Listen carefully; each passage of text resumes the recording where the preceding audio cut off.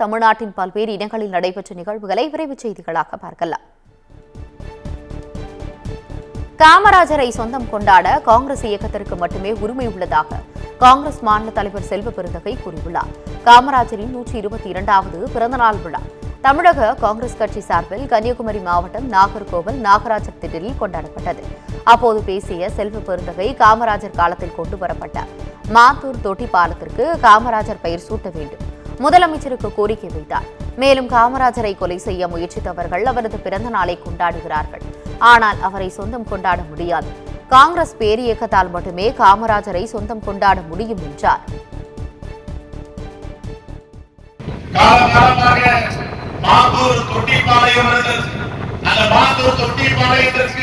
பெருந்தலைவர் காமராஜருடைய பெயரை நீங்கள் சூட்ட வேண்டும் என்று இந்த கூட்டத்தின் வாயிலாக வேண்டுகோளை வைக்கிறோம்.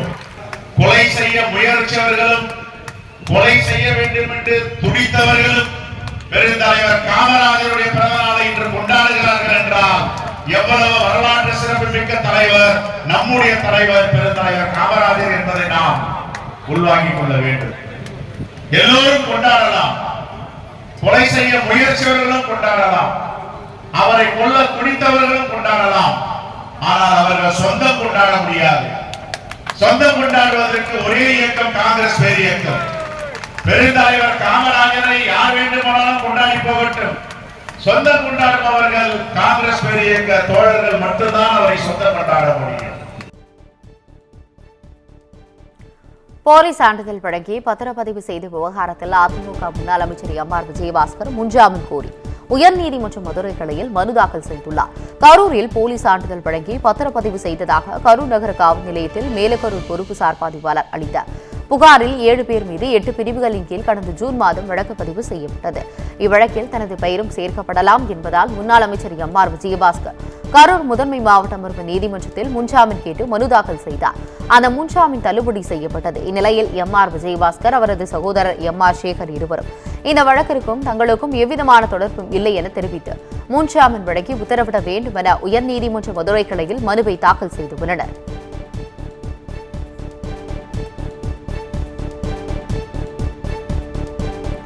கேரளாவில் ஜீப்களில் சாகச பயணம் மேற்கொள்ள நினைத்து மலை உச்சியில் சிக்கி 40 சுற்றுலா பயணிகள் மீட்கப்பட்டனர். கேரள மாநிலம் இடுக்கி மாவட்டம் மூணாறு அருகே ராமக்கல்மேட்டு என்ற சுற்றுலா தலம் உள்ளது. இந்நிலையில் இடுக்கி மாவட்டம் முழுவதும் கடந்த சில தினங்களாக கனமழை பெய்து வருகிறது.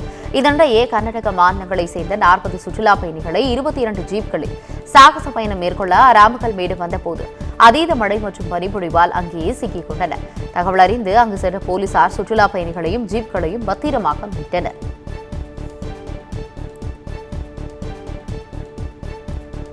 சென்னை அடுத்த ஈஞ்சம்பாக்கத்தில் மளிகை கடைக்குள் கார் புகுந்த விபத்தில் அகில இந்திய இந்து மகாசபா தலைவரின் மகன் காயமடைந்தார். அகில இந்திய இந்து மகாசபா தலைவரின் மகன் ரீகன் மோன் தனியார் கல்லூரியில் படித்து வருகிறார். இவர் கோடம்பாக்கத்திலிருந்து சென்னை கிழக்கு கடற்கரை சாலை ஈஞ்சம்பாக்கத்தில் உள்ள விடுதிக்கு சென்றார்.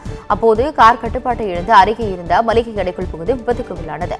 தகவல் அறிந்து வந்த போலீசார் ரீகனை மீட்டு மருத்துவமனையில் அனுமதித்தனர். இச்சம்பவம் குறித்து அடையாறு போக்குவரத்து புலனாய்வு போலீசார் விசாரணை நடத்தி வருகின்றனர்.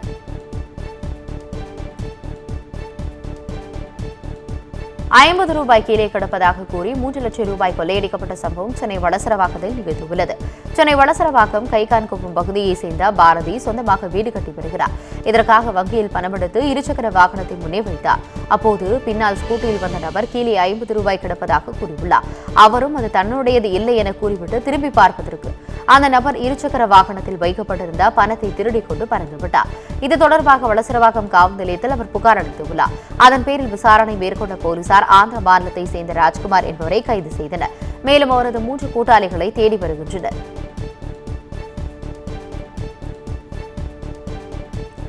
மேடவாக்கம் மேம்பாலத்தின் மீது பேட்டரிகளை ஏற்றி சென்ற ஈச்சர் வாகனம் கவிழ்ந்து விபத்துக்கு உள்ளானது. சென்னை அடுத்த தாம்பரத்திலிருந்து வேளச்சேரி நோக்கி பேட்டரிகளை ஏற்றிக்கொண்டு ஈச்சர் வாகனம் சென்று கொண்டிருந்தது. அப்போது மேடவாக்கம் மேம்பாலத்தின் மீது சென்றபோது கட்டுப்பாட்டை இழந்து மேம்பாலம் தடுப்பு சுவரில் மோதி வாகனம் விபத்துக்கு உள்ளானது. இதில் ஓட்டுநர் காயங்களின்றி உயிர் தப்பினார். இதனால் 1 மணி நேரம் கடுமையான போக்குவரத்து பாதிப்பு ஏற்பட்டு வாகனங்கள் செல்ல தடையானது.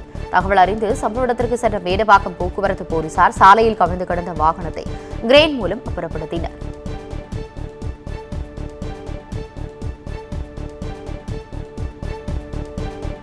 சென்னையில் 15 வயது சிறுவனை பெண் ஒருவர் காதலிப்பதாக ஆசை வார்த்தை கூறி வெளியூருக்கு கடத்த முயன்ற போது பெற்றோரால் சிறுவன் மீட்கப்பட்டார்.